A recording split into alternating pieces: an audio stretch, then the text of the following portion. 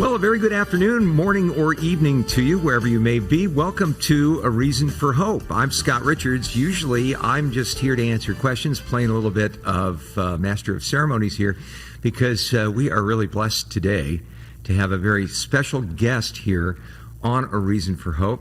Pastor Dave Guzik of the Enduring Word Bible Commentaries is joining us here. Three Ventura County kids. That's right. Gathered together here in Tucson. And it's interesting, right? Simi Valley, Camarillo, and Ventura. Right? Ventura. That's right.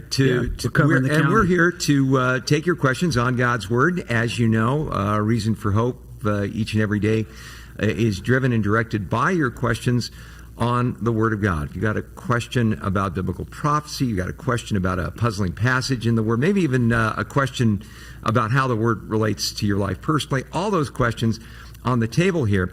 But for today's broadcast, we really wanted to take the opportunity to seize our advantage here, the Calvary Chapel Southwest Pastors and Leaders Conference going on here in Tucson.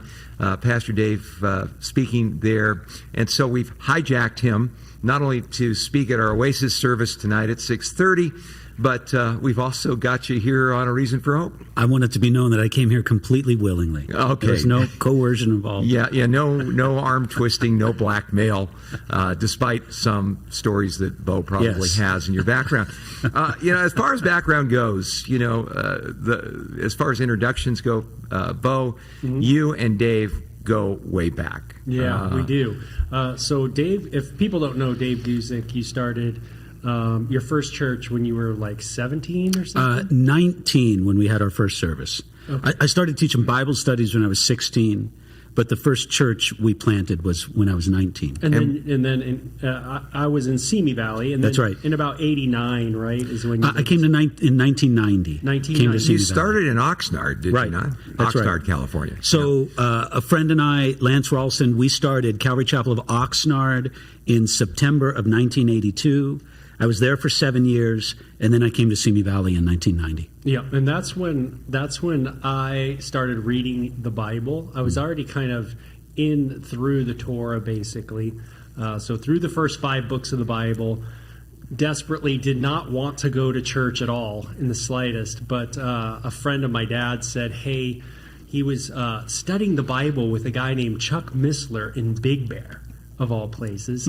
And he said, you got to go to a Calvary Chapel, man. They're just going to teach the Word, bro. And that's what he said. And I'm like, okay. And so he looked in the phone book. He hunted it down, and he said, hey, there's a Calvary Chapel in Simi Valley.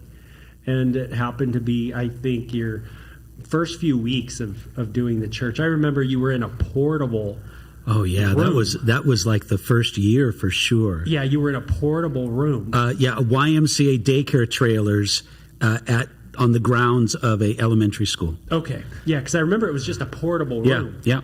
And then you moved into Sinaloa Junior High. That's right. And that's where Sylvia, my wife, and I went to junior high. Yeah. So it was great. And I didn't know Sylvia went to junior high there too. Yeah, she did too. Yeah. So that's where I met. David was the first Christian. Him and his assistant, you could say, your kind of Robin, Pete LaJoy, were like the first Christian people I ever met. And so that was really my introduction to Christianity, to church, to who a Christian was. I just was not around anybody like that. So it was very, very cool. It was small enough for me where I felt comfortable going. David's so personable, and Pete LaJoy is too, that it was awesome. And you guys had sort of surf discipleship, from what I understand. Oh, we didn't go surfing together that much. No. But we just had a common interest. Common interest in surfing. Yeah. I was blown away that you surfed. Growing up the way I did, you'd never think of a pastor surfing. A man of the cloth. A man of the cloth. You definitely didn't know Calvary Chapel then. No, it's almost mandatory. I know. Yeah. All I knew of church is really Sylvia's Catholic Church, St. Rosalima in Simi Valley. Oh yeah, that was basically the church that I knew. That's the church. So when I went to Calvary Chapel, it was a refreshing awakening. Very cool. And that's where I gave my life to Christ. I think I was baptized in someone's backyard by you at one point, and ended up doing our wedding there at Calvary Chapel, Simi Valley. And you actually dedicated Bo James, our firstborn, at Calvary Chapel, Simi Valley. So, yeah, we do go back. What a blessing. I know. And you know what's funny? It's people always say to me, like, man, I love listening to David Guzik teach. And I go, Sylvia and I, he's always taught that way. Like, even when I... Really? You'd say that? I don't know if I can judge it for myself. Even when I think back, like, I still... It's still the same vibe to me. Yeah. It's a style. It's an approach. Yeah. I'm sure you've, fine-tuned things here and there over the years, but everybody does. All pastors kind of tend, hopefully. But no, it still reminds me. I remember you always having us stand to like read a passage, like you did, like a what do they call it in church? Where a responsive reading. Responsive reading. Yeah. Where you did a responsive reading. Anyway, it's great to be with you. Those were wonderful years. I think back with so much, appreciation. Maybe it's a thing of getting older, but you're just very grateful for the wonderful people and the great things that God's allowed me to be connected with. Yeah. Yeah, and you've gone through an interesting winding road of ministry. Again, starting out in Oxnard. It's so funny because you were at Calvary Oxnard. My first ministry experience was at Oxnard First Baptist Church. Oh, no way. In Oxnard. Yeah. And I'd heard about this Calvary Chapel, but this was the first church that I'd ever really gotten involved with. From my background, kind of like Bo, being raised as an atheist, I really didn't want to have anything to do with church. But I thought, boy, I know this right-on guy that did a lot of outreach at Oxnard First Baptist. Turned out to be just a disastrous church experience. I almost quit ministry over it. Wow. But it was really interesting how that was sort of paralleling, and then from there I went to Agora Hills, right, and served, and while you were kind of getting things going with Simi Valley and so on. But as far as the long and winding road of your career goes, you established the church in Simi, but then God had an amazing shift of gears for you. You ended up in Siegen, Germany. How did that happen? We had started the church, planted the church in Simi Valley, and I was there for 14 years. And the church was doing well. We were happy. We were blessed there. The ministry seemed fulfilling. But in just a lot of ways that I won't necessarily go into, but we just felt a very discernible call from the Lord that we were supposed to move our family, leave the church in somebody else's hands, move our family to Siegen, Germany, which is a smaller city kind of right in the middle of Germany, and we're supposed to start a Bible college there. So we started a small international Bible college connected to a Calvary Chapel there in Siegen, Germany, that God was really moving at, doing some wonderful things. So we were there in Germany for 7 years, and it was just, God just led us to do it. We weren't looking for it, but it was one of these opportunities that came our way. Inga Lil, my wife, and myself, we just started praying about it. And when we prayed about it, God just started speaking to our heart. So you were not the pastor there in Siegen. No. You were running the Bible college. Yes. The church had a pastor, a very gifted man named Nick Long was the pastor there. I had just come along, and I was just there to lead the Bible college. And so as that progressed, and you're more kind of in an academic role, in a sense, more of a teaching role than the pastor. That's true. role. I did have a responsibility over a lot of the Bible college, but I was able to delegate a lot. And actually, Inga Lil, my wife, she did a wonderful job directing a lot of the practical aspects of the Bible college. I oversaw more of the academic world of it, but it was a great time together. So did that start to tie in with the rise of Enduring Word? No. Enduring Word came about before that. When I was a pastor at Simi Valley, I went to one of those pastors' conferences at Murrieta, Hot Springs. Probably the first one they ever had there. And some guys got up, this was probably about 1995, 1996, and they stood up and they said, we're going to start this online Bible resource called Blue Letter Bible. If you have teaching notes, commentary, Bible study materials in digital format, send them up to us, and we might put them on the website. That's so cool. Yeah, it was cool. Yeah. So I looked around the room. There's probably about 300 guys in the room, and I kind of did the math in my head. Yeah. I probably said, okay, there's probably about 10 guys in the room that'll do that. Yeah. Now, I was an early adopter of using a computer to prepare my notes. So by then, I had already had 10 years of doing a lot of Bible teaching. And what year was this? 95, 96. Okay. Yeah. So I had teaching through probably anywhere from a half to 2/3 of the Bible in my teaching notes. So I just sent it up to him, packaged up some of those little 3.5-inch plastic floppy disks. Remember those? My gosh, yeah. I should carry one of those around with me. It's such an anachronism. As a necklace. I know. Yes. So I sent him off, and I forgot about it. And then, I don't know, some months later, a guy comes in, hey, David, did you see your stuff on Blue Letter Bible? I go, no, really? I got to go look it up. So I went online. You think about that old way that we'd go online with the modem, the sound it would make. Yeah, the dial-up modem. Oh, gosh. I go to the Blue Letter Bible website, and this is what I see. Now, you'll appreciate this, okay? Okay, Genesis chapter 1. I got a screenshot of this. Genesis chapter 1, here's the Bible commentary. Matthew Henry.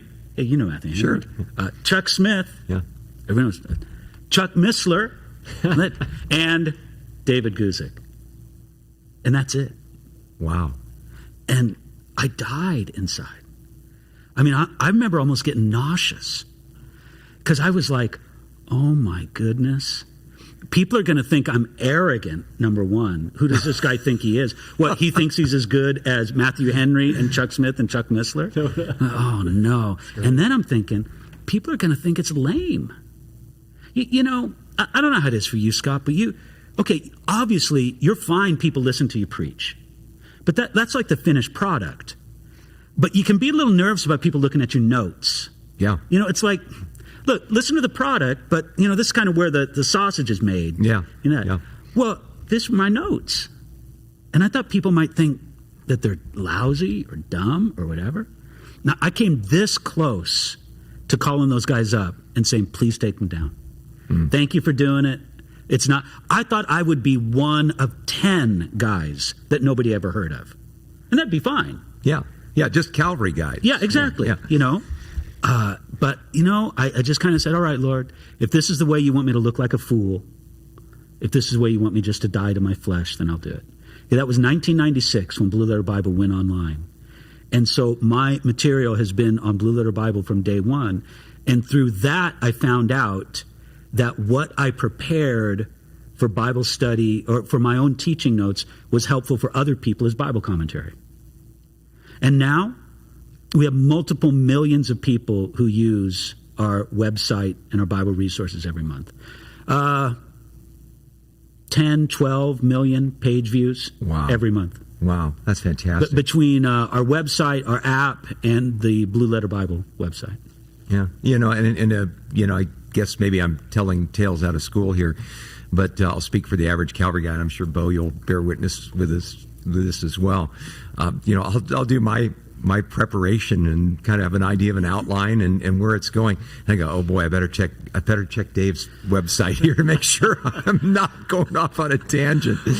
Well, for a Calvary guy, I don't want to sound weird about it, but I think it's smart for him to check my site because even if you don't use it or need it, okay, fine. But if you're in a Calvary, there's probably going to be some people in the congregation who have looked at my website, and you might get a question from them.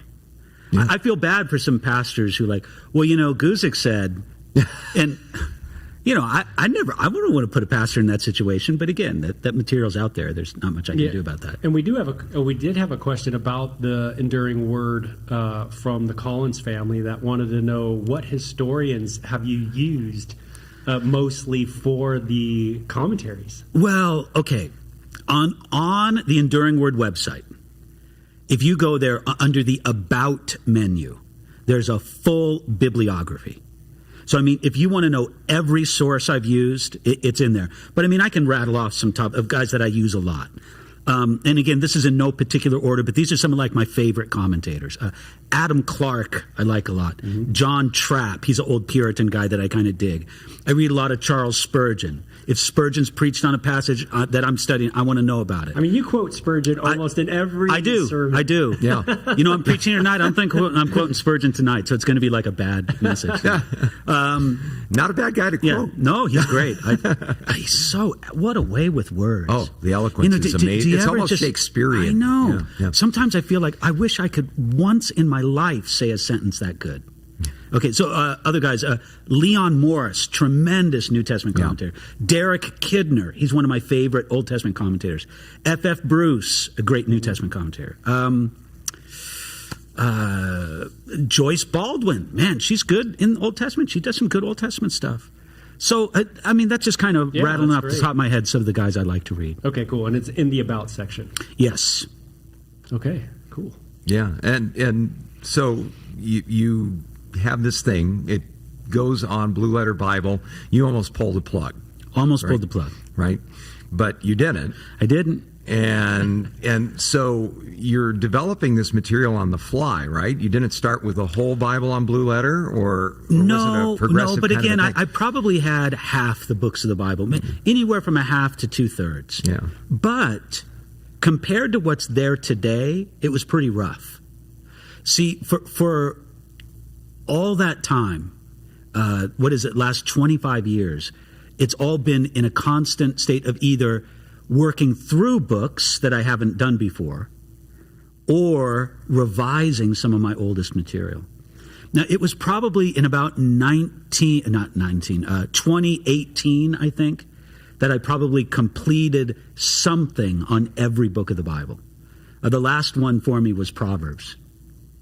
As a expositor, Proverbs intimidated me. Oh, yeah. Because there's no context. It's like a collection of fortune cookies. Yeah. You know? So, but anyway, I put that in. Unless you listen to Chuck Missler, and then there's some right. major scheme that nobody's ever seen. But I digress. That is a funny digression, though. So I completed something that I was at least okay with. But then I'm constantly going through my oldest content and just kind of saying, man, I could do that better. If I went through that again, I think I could do it better. So, like recently, I went through my Joshua notes, and man, what I now have available in Joshua is much better than what I had before. Have you ever come across a revision where you're like, oh boy, I can't believe I said that? A few places, yeah. Yes. Yeah. How about for instance?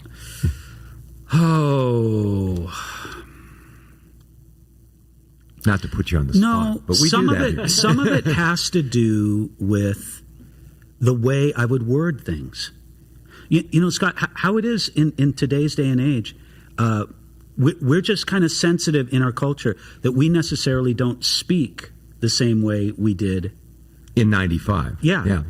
And so there would be some things that would reflect. I mean, I would use words, and I'm not saying swear words or profane words, and I don't know if I want to say these words on your live radio broadcast. Go ahead. Well, okay, well, yeah, okay. Just for example, I might have used the word retarded in a certain sense. And that's a word that today you would only want to use in a very specific context. It's making a comeback, by the way. I know it is. Isn't it? I would use the word, here's one that people would write into me and say, hey, you know, you really shouldn't use that word. I described the medical condition that you called Siamese twins. You're not supposed to say that anymore. Oh, my God. The phrase is co-joined twins or something like that.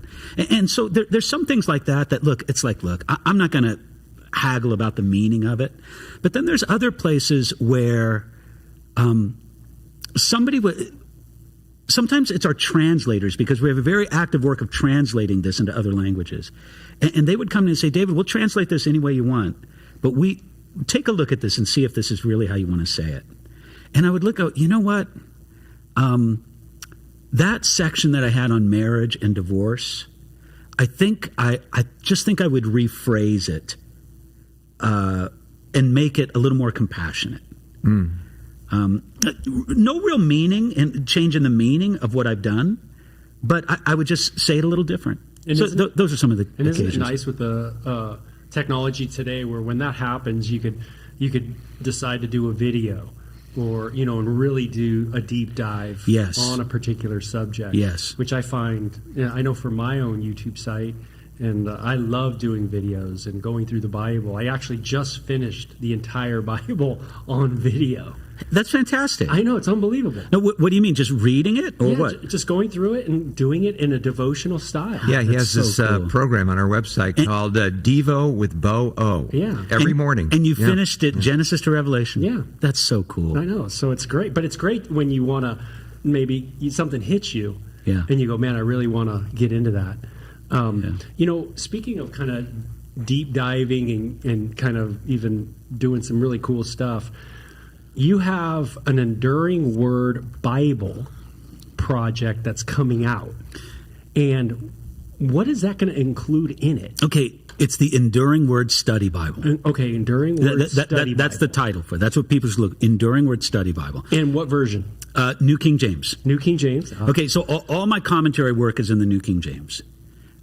So it's just logical, at least for the first editions of the study. I don't know if there'll ever be second editions of it, but whatever. I mean, that's what we're starting with. So Thomas Nelson approached me 2.5 years ago, and they asked, hey, let's talk about making an Enduring Word Study Bible. So basically what I did was I took my commentary, 4.4 million words, and I had to pare down to about 13 or 14% of that by word content. And it'll be study notes at the bottom of the page throughout the whole Bible. So there'll be those study notes at the bottom of the page. There'll be special boxes interspersed with we're calling them pastoral application points, things that are just special great application things. There'll be some special articles scattered throughout it, on angels, on redemption, on giving, things like that. And then, of course, introductions to every book of the Bible. So Enduring Word Study Bible is coming out, again, published by Thomas Nelson. I'm so excited about this. Yeah. Boy, I'm Yeah. excited about it. Yeah, That'll I am. be fantastic. Yeah. I think- I don't want to get too excited about it because, I hope somebody in our listening audience right now will buy it. They can't buy it now. They got to wait till the end of October. But Can they pre-order? no, they don't do that. Huh, Okay, interesting. because I just saw the publisher and the what do they call it, the marketing director for it. Great guy, the publisher. Philip Nation is the name of the Bible publisher for Thomas Nelson, and him and the marketing director told us that look, they just found that doing pre-order campaigns for Bibles doesn't really work. Huh. They do them for trade books because what you want to do with a trade book is make a big sales splash at launch, hoping to get on some bestseller lists. Right. Bibles don't get on bestseller lists. I mean, even if potentially they sold enough to beat the bestseller lists, don't even consider them. It's not even under consideration. Huh. So they say, no, there's just really no point to doing the pre-order. Wow. Interesting. Well, we'll just have to wait for October then. That's right. And Right, they right say in time for Christmas. Yeah, that's right. Yeah, Exactly. that was a question online. Oh, great. So that was an online question. Yeah. Someone asked that. Oh, that's awesome. Yeah. So Everybody wants the new Bible, man. We all love new we Bibles. ask, how should we tell people to buy it? Because, and they could order it from Thomas Nelson directly, of course, but Amazon is anywhere you buy things is just a good way to buy it. Yeah. Well, fantastic. So the other interesting shift of gears for you is after you were in Siegen, Germany, Chuck Smith asked you to come back and take the... No, it wasn't Chuck Smith. Well, Chuck didn't ask me to come. Well, you took the helm at Calvary Chapel, Santa Barbara. Yeah, but that wasn't at Chuck's invitation. Oh. I wish. Was it Ricky Ryan's? Ricky Ryan, yeah. Okay. Well, and if I don't want to be pedantic about this, but when in Germany, we had decided that we were going to come back to the States. We had already made that decision. I didn't know what I was going to do. I thought we might move into our old house in Simi Valley because we still had it. So we just didn't know, but but we're gonna do one more semester, and then we're going to come back to the States in the summer of 2010. So after we had already made that decision, Calvary Chapel Santa Barbara reached out to me and said, Pastor Ricky's going to be leaving. Do you want to be considered? And so I was one of a few people that they considered to come and succeed Ricky Ryan there. And they selected me, and we said, okay, we're going to come. Wow. Yeah, and so you take the horns of running that operation, Santa Barbara. Yeah. But then Enduring Word started growing and progressing, and you felt like the Lord was moving you in another direction. Exactly. So, that was kind of it. I just felt that God had given me ministry outside the church and was really blessing ministry outside the church. And I know a lot of pastors who are like that. Scott, you're like that. I mean, God's given you this radio show right now is one aspect of that. But other pastors I know, a lot of them, they just have a great way of making it work. But I felt like the congregation there was being neglected. So we kind of had some things that we tried. We tried maybe change some things around with the staff or do this or do that. But when some of that wasn't really working the way I thought it should, we really prayed about it and thought, you know what? I think God wants us to step aside and bring somebody in who can really give all his attention to the congregation here. So we did that. We stepped aside, brought in a guy named Tommy Schneider to be the pastor. He's a wonderful man, doing a great job with the church. We still attend there. We're just, love to be part of the church. But now, in a ministerial sense, I give all my attention to the work of Enduring Word, the commentary, and everything connected with distributing those Bible resource materials. Wow. And so this is the essence of your ministry now. It is. Yeah. It is. Yeah. None of the pastor emeritus stuff or anything like that. No. Okay. On the Calvary Chapel Santa Barbara website, you'll see my name, teaching pastor, but it just means I have zero responsibility at the church. I don't have it, but I'll fill in and teach when they need me to from time to time, which I'm happy to do. Oh, that's great. Yeah, that's great. So now you've devoted full time to this. When you made that decision to go full-time, was that when things really began to explode as far as, or has it been more of a consistent thing? Okay, it did, but it didn't seem like it at the time. I mean, we were getting probably more than 1 million page views a month when I stepped aside from the pastorate to give my full attention.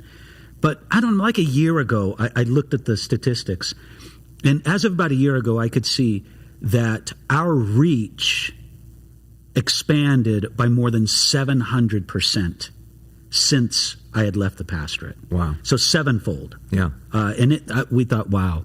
I really said, Lord, you did know what you were doing when you set that up and the timing of it. Yeah. Sevenfold. That sounds awfully Bible-y to me. It does. Yeah. Doesn't that sound? Yes, that's right. Yeah. Wasn't it who in Book of John, I will avenge him sevenfold? Was that Lamech or something? Yeah, I don't know. Yeah, talking to his wives. That's right. Yeah. Well, we've got some questions. Unless you've got anything else you wanted to throw in there. Some questions. Let's go to some questions that we're getting online here. Again, one of the questions was, when is the Enduring Word Bible coming out? What kind of resources is the Enduring Word Bible going to have? What's the format going to be? Yeah, like? It's a study Bible, so it'll have the cream, the most helpful, most applicable 15% from my Bible commentary there in study notes at the bottom. It'll have introductions to the book of the Bible, special articles, special application points. Yeah, I think it's going to be very helpful. We had a question about hermeneutics. Like, do you have a hermeneutics book or study that you would recommend? I don't. Because I have read some good books on hermeneutics, but there's nothing that I've read that stands out to me that says that is the book. Scott, I'm guessing you probably, off the top of your head, would know a good book on hermeneutics. Well, I guess it depends how deep you want to go. I mean, if you want to go back to a popular level, and then there's almost like a seminarian kind of stuff. Yeah. But I think just for the purpose of our audience here, you could really do a lot worse than Skip Heitzig's How to Study the Bible and Enjoy It. Yes. fantastic resource as far as getting your feet wet, and and then I think you can jump off from there. That'd be my 2 cents. Oh, I will give one that comes to my mind, though. Now, this book is broader than hermeneutics, but it has important chapters within it. It's a great book, older book, a general introduction to the Bible by Geisler. Yeah, really good. Geisler's stuff's great. Yeah. I was going to say, I remember us going surfing, and I remember I asked you, like, hey, David, like, what college did you go to learn the Bible? Do you remember that? I don't. And you looked at me and you're like, what are you talking about, dude? That's what you said to me. You're like, what are you talking about, dude? And I'm like, no, what Bible college did you go to? Like, how did you learn so much? And you're like, dude, I didn't go to college. Or you didn't go to Bible college. That's what you said to me. Yeah. And I was like, well, I was blown away. My academic background is complicated. Okay, I did go to a Bible school. I went to Calvary Chapel Bible School right out of high school, but it was a 3-month program. Right. So I don't even think that counts. So I think I would feel comfortable telling people that. And I did get an education. I mean, I was already in ministry when I did this, but I graduated from UCSB with a bachelor's in history. But here's how I'm cautious about talking because I don't want to discourage people from going to. I don't want people to despise Bible colleges or seminaries. I mean, they can be very good and helpful and important to people. Here's how I try to say it: is that God isn't glorified by an ignorant ministry. We need to be educated in ministry, and especially today, I used to say this 20 years ago, but especially today, this is true. There's a lot of different ways to get an education. And I would essentially say I'm self-taught. I think I'm well-read. I've worked hard. And so I think I have invested in education very heavily, just not through traditional channels. But again, I'm a little wary about talking about because I don't want to give anybody the impression, first of all, that I think that puts me on a different level or different category. And I especially don't want to make anybody think that I'm putting people down who pursue things. I was a director of a Bible college. Yeah, that's what I was going to say. And you also endorse, I see your picture on Calvary Chapel University. Yeah. Absolutely. So I think that those are great educational options, and it's important for people just to seek the Lord and use some common sense and figure out what options work well for them. Yeah, I think for me back in the day when I asked you that question, I was kind of blown away by the answer. It was kind of refreshing, too, to know, like, hey, you can learn the Bible and you'd be educated on the Bible and educated on the history that's in the Bible or the language in the Bible. And you don't necessarily have to go to an institution. Because that's usually what runs through your mind. You know, if you're not from a church background, you think, oh, to learn the Bible, you got to go to some kind of institution. Well, it's a completely different animal today. Yes. You know, when I today. went to Biola University in 1985, you know, we used to have to go into the dusty stacks of the library to find a volume for something we were doing on the process. Now, with the advent of the internet, there is just and Enduring Word is a fantastic example of this.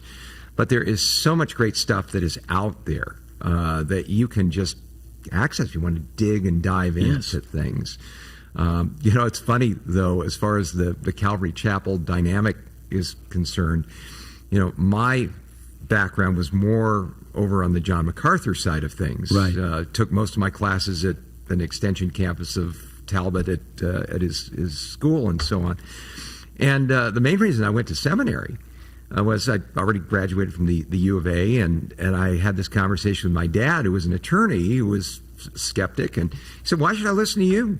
Because you haven't studied.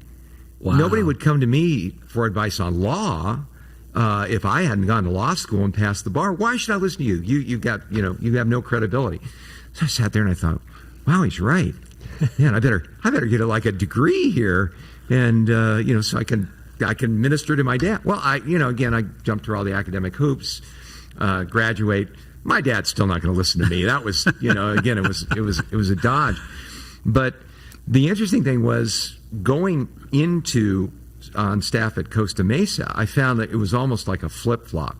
Yes. One of my first days there, one of my first counseling appointments there when I went on staff, the guy sits down with me and he starts sharing. And I did what I usually did, put my library books back behind me. That's what you did. That's what a pastor's office looked like. Had my degrees up there on the wall and all this. It's just what you did. Yeah. And this guy starts sharing, but he starts like running out of gas and he starts looking over my shoulder and all this. And I said, is there like a problem? And he said, well, I see that you like went to seminary. And I went, well, yeah. And he goes, oh. And I said, is that a problem? He goes, so you had to go to school to learn how to minister to people? And I said, well, I guess to a certain extent, sure. But is that he said, he gets up to leave, and I said, what's wrong? And he said, well, you must not have been very anointed by God if you had to go to school to learn how to minister to people. And I just remember sitting there thinking, man, Toto, I'm not in Kansas anymore. No. And there is sort of an anti-academic vibe in some circles. There certainly has been. And, in our Calvary Chapel world, we have valued pastoral training and education, but we've done it almost all, or at least classically. Things are kind of different now. But classically, we just did it all on the apprenticeship model. Right. That's how you learn ministry. You basically apprentice yourself to somebody, and you learn it that way. And that's certainly one way to learn. It is. And there's some benefits to learning that way. But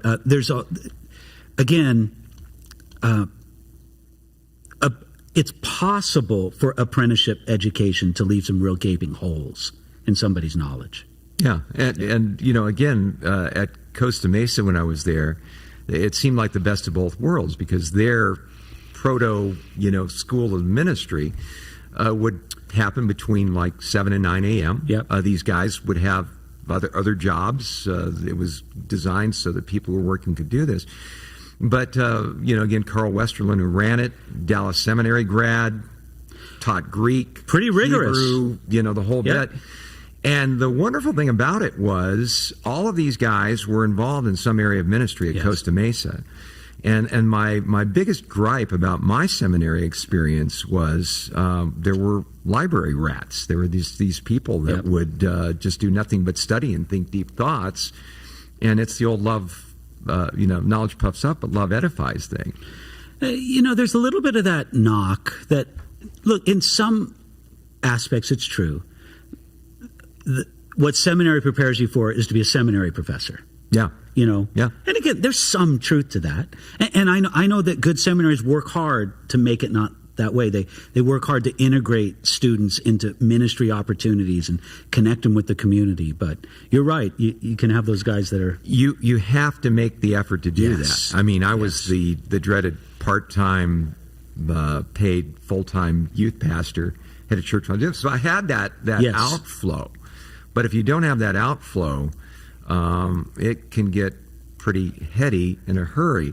On the other side of the coin, I've also seen some people that get really suspicious of any kind of, this Dave Guzik is quoting Spurgeon here. Yeah, all that book learning. Goodness. Yeah, that book learning sort of stuff. Do you get some pushback as far as enduring word from people that are like, well, I just pray and I read the word and I just don't feel like I need this sort of thing? There are some people who just kind of feel they don't need any Bible resources. They're a little contemptuous of commentaries. Yeah. Now, look, I think that Bible commentaries can be overused or used wrongly. I mean, there's a right way and a wrong way to use any Bible resource. But to me, it would just seem really strange for somebody to say that they never can make use of a Bible commentary is basically to say, nobody can teach me anything. I don't need anybody to teach me anything. Yeah, and I've always thought of actually your commentaries a little different. Like when I read like Walvoord's New Testament or it's in a different format. I mean, yours I've always felt like even when I first started looking at it was more of a sermon based kind of because it's my sermon notes. Yeah. So when you say that, it makes sense. I always saw it that way, and because I've heard you speak so much. I went like, oh, this is his sermon notes. Yeah. This is what he's sharing. Yeah. And it's neat that it's people say a commentary, and they kind of equate it to a commentary because in a lot of ways that's how people are using it, right? Is as a commentary. Sure. But when you read a lot of commentaries, they're different. Yes, well, especially any kind of commentary that has an academic bent. Yes. Yeah. Yeah. Our old joke was, it's really interesting how much the Bible sheds light on the commentaries. Hey, we got a question on 2 Timothy 1:6. Okay, this is the one about fanning the flame. Yes. To Timothy. Yes. Now, what does that mean? That's what this person wants to know. Is what is the meaning behind 2 Timothy 1:16? Fan the flame. Well. Do you mind if I read that whole verse go there? to the passage. Okay, 2 Timothy 1:16. We'd love to go to the passage. Because I think in context, that passage has even better application here. So let me just run to that. Yeah, 2 Timothy 1:16? Or 1:6, sorry. No, it's all right. I think you said it right the first time. Okay, 2 Timothy 1:6. 1:6. Okay, here it is. Paul writing to Timothy. Oh, yeah. Therefore, I remind you to stir up the gift of God which is in you through the laying on of my hands. I'm sure in the person's question, that idea, stir up the gift, it's fan the flames of the gift that's within you. And what a great exhortation that Paul's giving to Timothy, his young associate. God has gifted you. God's given you some callings, some giftings, but you need to stir those up. It's interesting how God works in cooperation with man, that he works with us and through us, but he won't make us do the work as if we were robots. Now, look, we all understand God is God. He can do whatever he wants. And there are definitely times where God kind of steps aside and says, I'm just going to do it all from beginning to end. But with so much of his work, he chooses to do it in cooperation with human effort. And that means that we need to stir things up. We need to fan into flame. Like how would a person fan into flame? Is it by going in prayer and saying, hey, God, give me an excitement for your work? Or is it... let's say a person was gifted with the ministry of helps and like compassion to the poor. He would say, I got to get busy and do that. Yeah. I'm going to go down to the rescue mission and I'm not just going to think about it.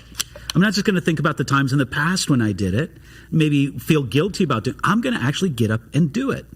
If God's called me to teach a Sunday school class or minister to kids, I'm actually just going to get up and do it. You sense that Paul is speaking to Timothy, who's maybe suffering from a little bit of lethargy. And it could come from a lot of different places. We can kind of become dull and lethargic, maybe from discouragement, maybe from, we've been burnt a few times. Tough people. Tough people, intimidating situation, all the rest of it. And as if Paul's saying, look, forget all that. You get out there and just start doing it.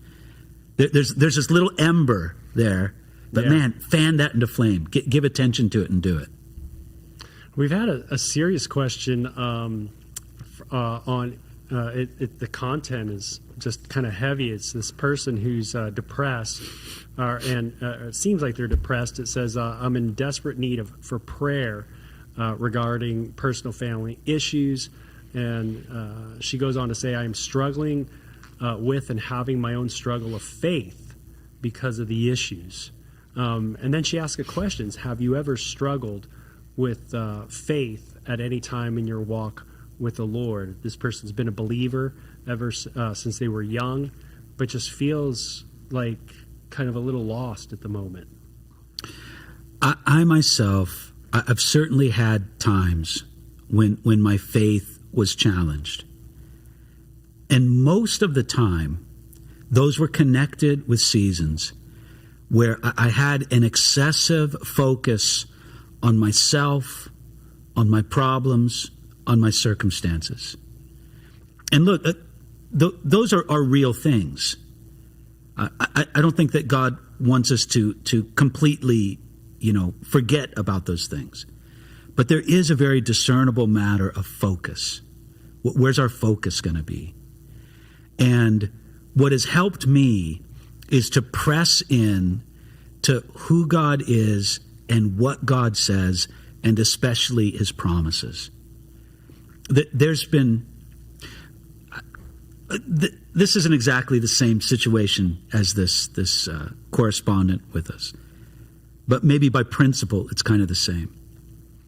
There's been times where I've been under very heavy spiritual attack before I was going to preach. I'd sit there in the front row. This would be at Calvary Chapel, Simi Valley. I've had several of these experiences. There in the front row, and I am just like being flooded with discouragement and despair. I'm feeling, I got to get out of the ministry. This is it. God's not using me. I'm no good. This isn't working. God's promise just seems so far from me. Just that whole flood of despair that comes in on a person. And then I'm just thinking, okay, this is it. And I'm just thinking, this is the last sermon I'm ever going to preach. Mm-hmm. I mean, I can't call in somebody else to do it. It's Sunday. It's right You're there. on. Yeah, I mean, the song's going to end, and I got to get up there. So, all right, this is it. But then, you know what? So often, the devil has a way of overplaying his hand, because all right, this is this. I'm telling you, this is the last sermon I'm ever going to preach. But then, what would I think? As I'm walking up there, I think, all right, this is the last sermon I'm going to preach. Lord, I just want it to be good. Lord, I give it to you. I look to you. And then as soon as I would begin just serving the way God wants it, like that fog would dissipate. And again, I know this isn't maybe directly analogous, but there's a way that we can say, Lord, I'm going to deliberately choose to turn my focus away from myself and my situation and put them on you and on your promises. Yeah, and I like how you recognize, too, that there's a spiritual warfare that's taking place. Yes. You use the word, I'm gonna press in. Yeah. How do you do that? You personally, with those times where you felt like you really needed to connect on a deeper level with God, how did you do that? There's a mentality that we can take where we choose to focus our mind on certain things. And the Bible tells us to deliberately do this. It says, don't set your mind on these things, but do set your mind on these things. The Bible tells us to regard our mind as an arena of spiritual warfare where every thought needs to be taken captive to the glory of Jesus Christ. So there's a way that I'm just going to say, okay, in my thinking, I'm just going to try to push out and to ignore the thoughts that would just speak of discouragement and despair. And I'm not. This isn't. Don't worry, be happy. I'm just going to think happy thoughts. Right. It's like, no, I'm going to put my focus on you, God. Kind of what He's done. Yes. And it's a little hard to describe because it's a genuine effort. Pressing in takes effort. But this is an effort of the soul, of the mind, of the being, of saying, I'm going to put the focus of my mind and my heart on very deliberately the things that God wants me to put the focus on. Because you can say that the spiritual attack that comes against us so often, it really is often that battlefield is the mind. And if Satan can get us to believe lies because if you want to take the example of me in the front row, what I was doing was I was believing lies that the enemy of our soul was suggesting to me. I was believing lies, and just like all good lies, they weren't complete lies. Was I unworthy? Well, yeah, I was unworthy, but was I worthy and equipped in Christ? Yes, I was. Am I an unprofitable servant in some ways? Well, yeah, I suppose so. Yeah, what I find is the devil always pushes you to be either prideful and forget your need for Christ, or to make you know your depravity so much where you forget the glorious redemption that brings us up. Yes. You know what I mean? He's yes. always pushing one, and the true gospel always balances us. Luther used to say that when the devil tries to tell you how bad you are, don't debate him. No, he's like and then he says, tell him a few things that he forgot to mention.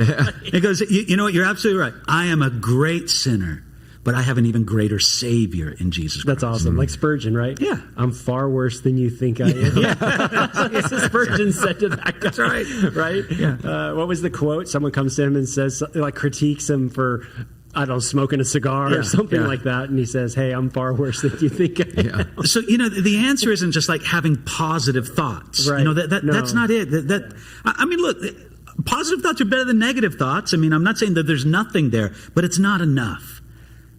But there is a God in heaven who's perfectly revealed himself to us in Jesus Christ.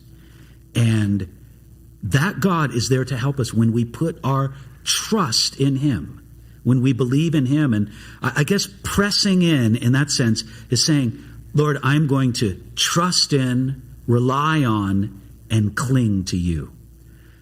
That Kenneth Wiest, I don't know if you remember Wiest. Sure, that's the way he defines faith. That New Testament word, pisteo, something like that, pistachio, whatever it is, the New Testament word for faith. And I always remember that definition: to trust in, to rely on, and cling to. Yeah. And God comes to us in that kind of faith. Mm. Yeah, that's awesome. Hey, I got sort of a different train of a question here, but I wanted to get to it. Schwabi writes, what do you think the best way is to reach the next generation, especially for those of us who are in youth ministry? How do you guys think we can help students stay and not lose them after their experience in youth group? They need something real, and they need something that's deep. And when I say deep, I'm more so meaning not shallow. I'm not talking about necessarily intellectually deep or academically deep. But I think what they need is they need people to spend time with them and show them the value and the seriousness of God and his word. It's possible for youth groups to get too focused on having a good time and doing fun things together. And listen, we're not against doing good things and having fun together. That has an important place. But there really has to be a pouring into it. And what I recommend for folks who have even a little bit of a larger youth group, or even if it's a little bit smaller, ask God to show you who within there that you can particularly pour into. And I would say give them a grounding in just the basic things of the Christian life. Do your students, do they know how to pray? Have you just walked through it? This is how you pray. Let's learn this together. Now, I'm not just going to teach you about it from the Bible, but let's actually get together and pray. Do you know how to answer a few objections? We'll look at it from the Bible, but let's kind of role play and do it.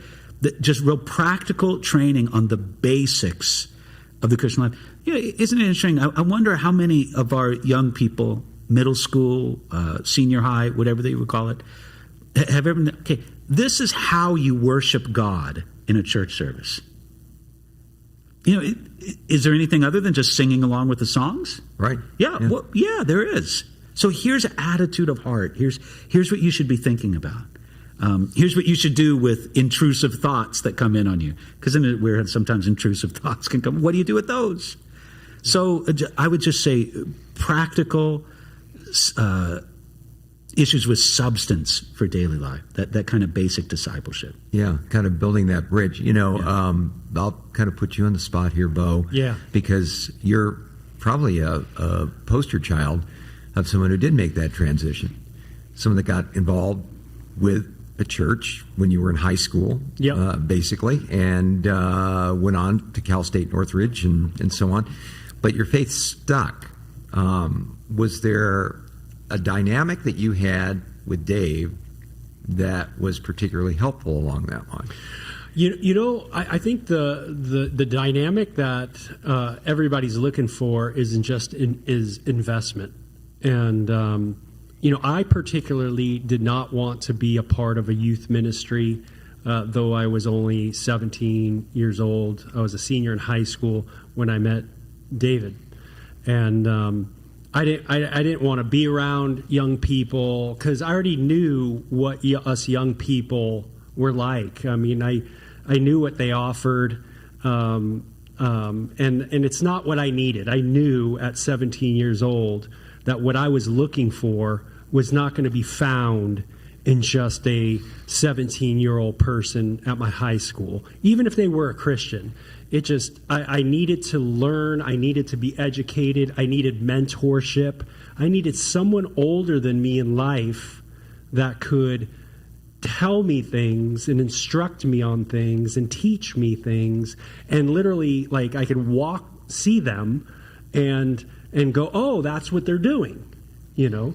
I certainly did not know how to worship when I went to Calvary Chapel, Simi Valley. I literally sat there and just, at first I would look at the worship leader and just kind of go like, what is he doing? And I had no clue what was going on. Or you think of Pete LaJoy? Yeah. Yeah, and that cool drum machine. Oh, yeah. That's so awesome. That's so awesome. Yeah, but, I had no clue. If anything, I probably inside had some weird thoughts going on, you know. But, what happened was, you're around people that are talking to you, that are investing in you and trying to teach you the Bible, and you see that investment, and you see what they're doing. There was a guy at Calvary Chapel, Simi Valley. I don't know how old he was, maybe around maybe 40, because I was so young. Everybody looks old. Sure. But he had little kids. Yeah. And his little kids, he would, like, during worship, he would be worshiping and his eyes would be closed, the father. Yeah. And the kids would literally have their eyes closed with them, praying, this guy. Yeah. And he'd always bring his kids. Yeah. And, but that kind of, example was... You could tell they were focusing in on the Lord. Yeah. And that taught me something. Yeah, exactly.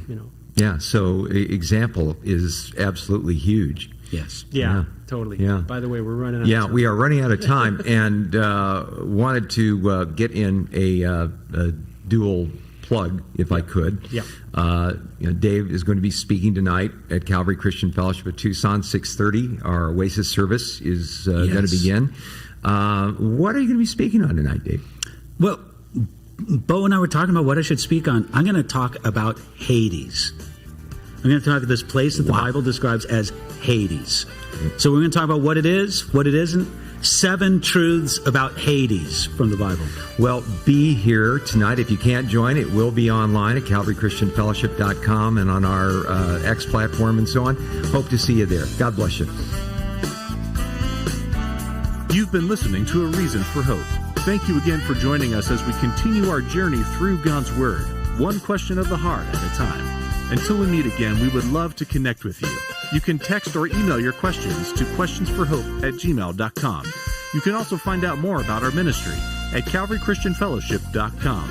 And be sure to join us next time on A Reason for Hope. A Reason for Hope is an outreach ministry of Calvary Christian Fellowship in Tucson, Arizona.